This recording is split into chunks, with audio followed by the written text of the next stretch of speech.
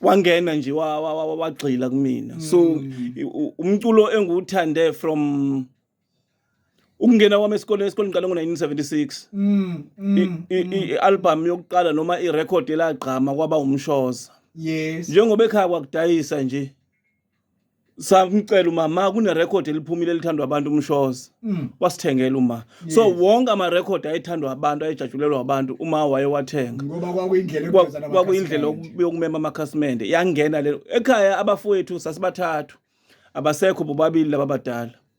Ngiyengikhaleke emakhaya ngithi uNkulunkulu akabangafeki mina ngoba namhlanje ngixhumana nabo bonke labaculi ekhaya sikhule siwumbhaqanga sonke. Umfowethu omdala ethanda iSoul Brothers bese awuthanda wonke umbhaqanga, engimela mayo ethanda uSteve bese awuthanda wonke umbhaqanga, mina ngithanda iSoul Brothers bese ngiwuthanda wonke umbhaqanga. Uma ungalanda ingane lekamfowethu noma ingane zethu zazi ukuthi umfowethu engimela mayo bethanda iSoul Brothers ngoba bekugcwele amakhasi eSoul Brothers ekhaya.